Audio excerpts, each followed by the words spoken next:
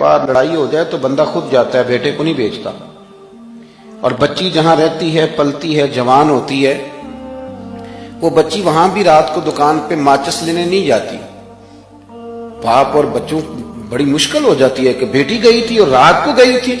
جناب ابو بکر صدیق اپنے بیٹے سے فرمایا، پتر سارا دن کافروں کی خبر رکھنا اور غار ثور میں آ کے مجھے اطلاع دینا.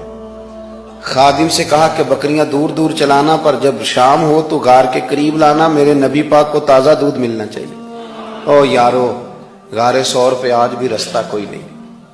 آج بھی حاجی سویرے سویرے جاتے ہیں، بڑی مشکل سے چڑھتے ہیں. رستہ بن گیا، 1450 سال بیت گئے.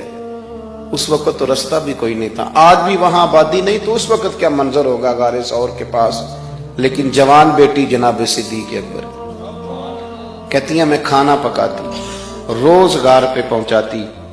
میں کھانا پکا رہی تھی، دوسرا دن تھا، میرے دروازے پہ شور ہوا. میں کوئی کسی غریب کی بیٹی نہیں تھی، میں سردار کی بیٹی تھی.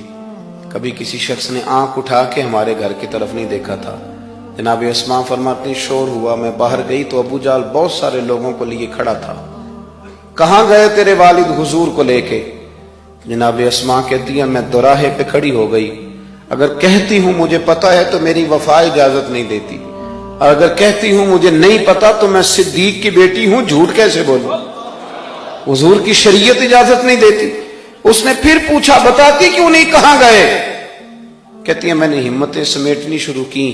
اور جب اس نے تیسری دفعہ پوچھا نا اسماء بتا وہ کہاں ہیں، جناب اسماء کہتی ہیں، پھر میں نے ساری ہمت جمع کی.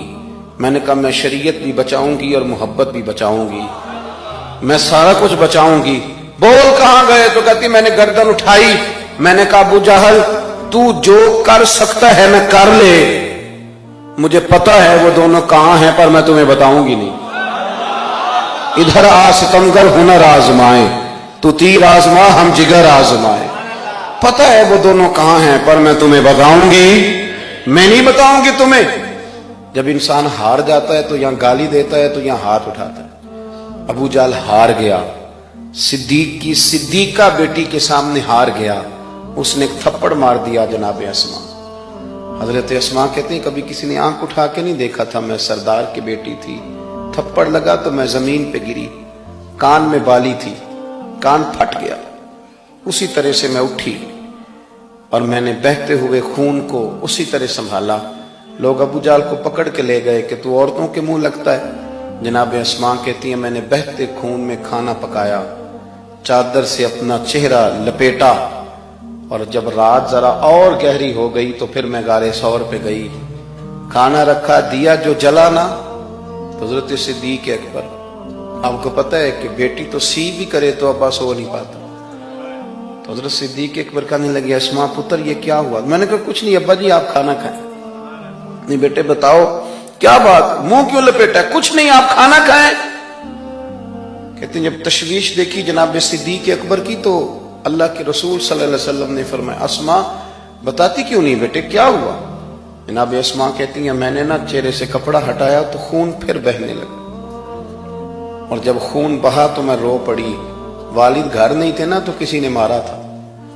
ماں بچوں کو مارے تو رات والد آئے تو بچوں کی دلچسپی ہو تو رو پڑتے ہیں، ابا ہمیں مارا ہے.